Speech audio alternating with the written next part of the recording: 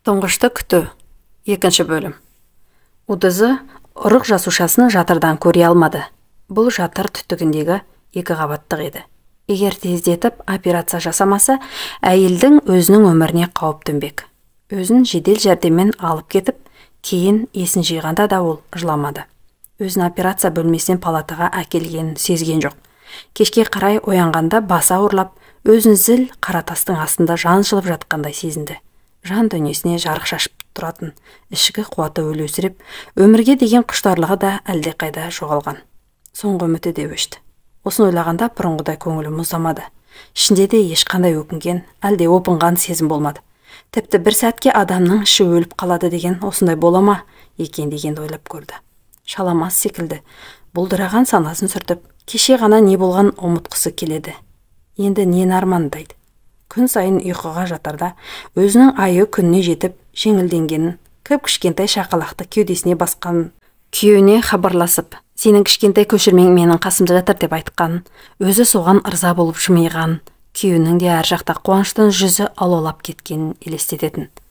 Адам өзінің қуанышты сәттерін, бақытты шағын үнемі көз алдына елестету керек. Сонда оның өзі аңсаған бақытқа жету оңайырақ болады.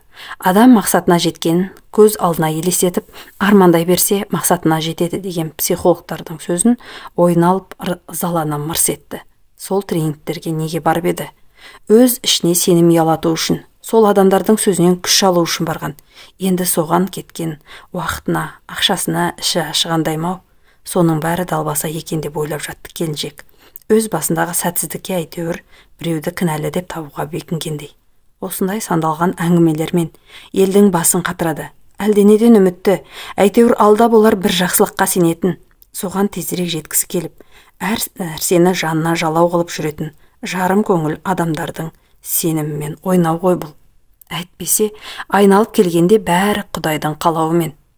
Қолына шаншылған ине арқылы тамырына дәрі құйған құтыға қарап жатып, бір қарағанда қозғалмай, тіпті ағысы тым баяу жүріп, өнбей жатқандай көрінген сұйықтықтың біртіндеп азайып, түбіне жақындап, бір кезде сарқылып таусылғанына таңғалғандай болып жатты. Мынау ағып біткенше қашан арқам сіресіп қалатын шығар дегенді ойлатып жатқан. Адамның үміті де сонда екен-ау. Кешеге дейін мен де соншама үмітті едім. Енді аз күнде бәрі жақсы болып, өзімді шын бақытты сезінетіме сенгем. Ал енді міне жоғарыда байланған құтыдағы таусылған дәрі секілді менің де үмітімнен түк қалмады дегенді ойлағанда, оның сырғып жанарынан аққан мөлдір моншақтар лезде ақ тісті жастыққа сіңіп кетіп жатты. Әлі бірнеше күн осы жерде болып ем аласыз. Сіздің ағзаңызға одан кейін де күтім керек. Ең бастысы жан тыныштығы керек. Өзіңіздің жүйкеңізді тыныштандырып, жаныңызға демалыс беру өз қолыңызда, деді дәрігер. Күнделікті жұмысында өзгермес сабырлы қалпымен, бір сыдырғы даусымен өзінің кәсіби міндетіне сай сөйлеп отырған дәрігердің көзінен жанашырлықты көрді. Сізден сұрасам бола ма? Айта беріңіз. Менің енді ешқандай мүмкіндігім қалмады ма? Деуін десе де, мына алдымдағы қайта тауы шағылып, шерменде болған байғұс әйелге не десем екен деген ойында әлдене деп жауап беру үшін тамағын кенеп, ұзақтау отырып алғанын да байқап отырған Ғалия өзінің сұрағы үшін өкініп қалды. Бекер сұрадым. Тағы да жақауратып, көңіліме қарап алдай салатын сөз айтады-ау. Көңілге қараймын деп өздері де байқамай, үміт сыйлап кететіндері бар бұлардың. Мен сізге қазір ештеңе дей алмаймын. Әуелі емделіңіз. Өзіңізге келіңіз, сосын асықпай сөйлесеміз. Мен сізге бұл жағдай туралы ойлай бермеңіз деп ақыл берер едім. Ол палатадағы өзінен басқа 3 келіншекке, олардың өзара әңгімелеріне де назар аудармады. Бұрынырақта өзі секілді әйелдермен тез тіл табысуға, түсік тастаған не беделікпен емдеген әйелдерді жұбатуға тырысатын. Өзін де осы сынақтан өткенде алда әлдебір ғажайып жақсылық күтіп тұрарына іштей иланатын болса, бұл жолы ешкіммен тілдескісі де, әлдекімдердің мұның көңілін алдарқатпақшы болғанын да көргісі келмеді. Келіншектің құр сүлдері қалды. Қараған жанды өзіне тартатын аялы жанары тұнжырап, көзінің асты көгіс тартқан. Әйтеуір бір нәрсе ішіп жегенде, телефон шалғандарға бірдеңе деп жауап бергенде, тіпті одан кейін жұмысына барып жүрді. Бірақ ол өмір сүріп жүрмеген секілді еді.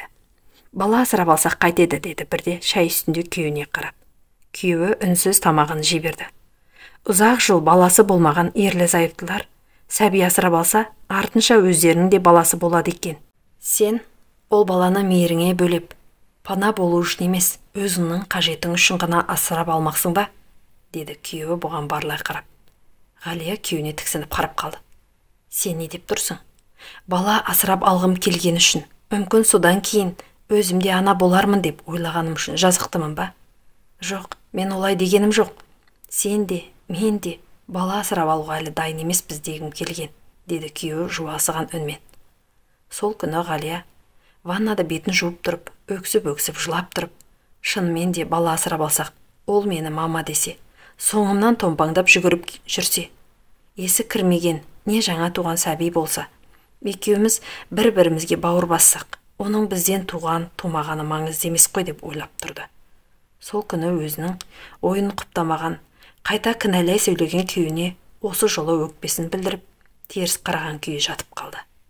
Өзі қырынан жатып, кеудесін ашыңқырап, бір қолмен баланың басын ұстағандай, екінші қолмен сәбиді құшақтағандай, ыңғайланып жатқан ол, өз қиялында сәбиін құшағына алған ана болатын. Егер әлдекім байқатпай келіп, босағадан сығалар болса, келіншекті бір қырынан жатып, баласын емізіп жатыр екен деп ойлар еді. Ертеңінде екеуі ештеңе болмағандай жұмысқа жинала бастады. Күйеуі келіншегінің етігін сүртті, киімін алып берді. Бір-бірінің бетінен сүйіп қоштасып кетіп бара жатқанда келіншек тоқтай қалып, күйеуіне әлдене айтпақ болды.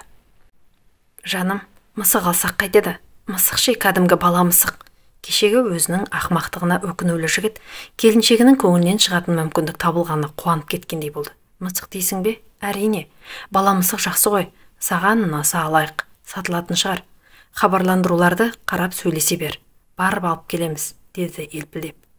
Келіншек күйеуінің осы бір қылығына риза болып, қуанғандай тез басып аялдамаға жүрді. Жолда манаға көріністі елестетті. Саған ұнаса ала ғой деді емес пе? Менің көңіліме бұл айттау, әйтпесе ол мысықты ұнатпайтын еді ғой. Қалай есінен шығып кеткен. Кешке келген кезде келіншек әлде бір гүлді әкеліп, жарық мол түсетін терезенің алдына қойды. Қарашы, қандай әдемі. Қазір ол әлі кішкентай, ал ертең өседі, гүл атады. Фикус гүл атқанда деп келіп келіншек үндемей қалды. Фикус гүл атқанда не болады, деді күйеуі көзін теледидардан аудармастан. Фикус гүл атқанда әйелдер бала көтереді екен. Жұмыста қыздардан естідім. Күйеуі келіншегінің жүзіне қарады да оны аяп кетті. Әр нәрсені ырым етіп, әр нәрседен үміт етіп, әр күні күтумен, бір ғажайып таңсаумен өтіп жатқан келіншектің ана болсам деген арманы. Күн өткен сайын жуысытып, жасы да түскен еді. Жаным, сен білесің бе? Бала деген жақсы ғой, бірақ маған алдымен сен керексің. Сен түсінесің бе?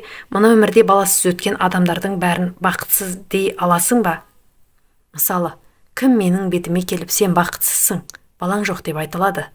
Мен ондай адамның өзінің бетін быт-шыт қылып тегістеп жіберер едім. Өйткені менің қасымда сен барсың. Бір-бірімізді жақсы көреміз ғой. Қалғаны Құдайдың ісі. Жаным, сен уайымдай бермеші. Осыны айтқанда күйеуінің даусы дірілдеп кетті. Оның кірпігіне ілініп қалған бір тамшы жасты байқаған Ғалия дәл осы сәтте өзінің баласыздығын зор қайғыға балап, өзінде мүжіп, күйеуінің де төзімін сарқып, жанын піскілей беретін ұққандай болды. Тіпті артық кетіпті-ау. Енді бұлай күн сайын оны да, өзімді де қинай бермейін деп шешті. Ол күні ерлі-зайыптылар шайды күндегідей ұзақ ішті, әңгімелері де таусылар болмады. Күйеуінің жұмыс орнына жаңадан келген жігіт, жасы шамалас болғасын ба, біртүрлі іш тартып, бұлардың досы ретінде үйге келіп тұратын болды. Өзі ілтипатты жігіт, әңгімесі де түзу, бірақ отбасы жөнінде айта бермейді. Негізінен жұмысқа қатысты әңгімелесіп қана отырады. Бір күні Ғалияның күйеуі оның өздерін қонаққа шақырғанын ескертті. Не қонақтық? Жай қазақтық есік көрсетуі шығар. Бөлмелері шағын 3 бөлмелі пәтерге де осынша адамды қонаққа шақыруға болады деп, орысы көп өлкеден келген Ғалия ойламапты. Тығылысып болса да сыйысып отырып жатыр, әйтеуір. Бір байқағаны, бұл үйде бала да көп екен. 5 ма, әлде 6 ма? Бірі келіп әкесінің мойнына асылып, бірі шешесінің етегіне жармасып, арғы бөлмеде тағы екі-үшеуінің бірдеңеге таласып жатқан дауыстары естіліп жатқасын ба, Ғалияға үй толы бала сияқты көрінді. Ол қонақ бөлмеге кіріп шыққан балаларға қызықтай қарайды. Олардың шоколадтан айғыздалған беті де, ыстықтан термен жабысқан шаштары да, жарқын-жарқын шыққан дауыстары да Ғалияға аса сүйкімді көрінді. Ол тек өзінің ғана емес, күйеуінің де балаларды қызықтай, бұрын бұл байқай қоймаған ерекше пейілмен, айрықша ықыласпен назарын аударып отырғанын байқады. Іші аздап, әлем-жәлем болғандай ма. Осыған дейін өзі баласызбын деп қанша мұңайып жылап жүрсе де, күйеуінің сыр бермейтіні, оған бір алабөтен сенім беретін. Ол қандай сенім еді? Күйеуім бала үшін тап мендей ғажайып, езілмейді. Баладан гөрі мені жақсы көреді деген сенім бе? Әлде бала таппадың деп әйелін тастап кететін адам емес деген сенімі ме? Ол арасы өзіне беймәлім. Бірінші шайдан кейін әйелдер бөлек бөлмеде отырған кезде де көзінің қиығымен дәлізде күйеуінің шашы жалбыраған кішкене қызды көтеріп алып, еркелетіп, онымен сөйлесіп жатқанын көрді. Сыртымен жаймашуақ қалып танытып отырғанымен іші өртеніп жатқандай. Сонда мұнысы несі? Күйеуің кішкентай сәби қыздан қызғанғаны ма? Әлде сол қыздың шешесі өзі болмағанына іші күйе ме? Ғалия оймен отырып өзіне қойылған сұрақты да аңдамапты. Сіздің ойыңыз басқа жақта ғой деймін, замандас деп жымиды үй иесінің келіншегі. Сұңғақ бойлы, ұзын көйлек киіп орамалды жағынан тартқан келіншекті 5-6 бала тапқан деп айта алмайсың. Жүзінде күйзелістің ізі жоқ. Өз өміріне ризашылықпен әлдебір қанағат сезімі бар. Мамандығыңыз есепші деп естідім. Әңгіме айта отырыңыз. Мен де бір кезде есепшілікті оқыған едім. Кейін балалардан шалмай отырып қалдық қой деп әңгіме бастады келіншек. Бұл да барынша ілтипат білдіріп, әңгімеге ыңғай білдіріп жатыр. Неше балаңыз бар? Ендігі үлкен шығар. Баламыз жоқ деп күлді. Неге күлгенін өзі білмеді. Бұл өзін осыған кінәлі, айыпты сезінген шарасыз күлкі еді. Иншалла, бола жатар, уайымдамаңыз, деді мұсылман келіншек.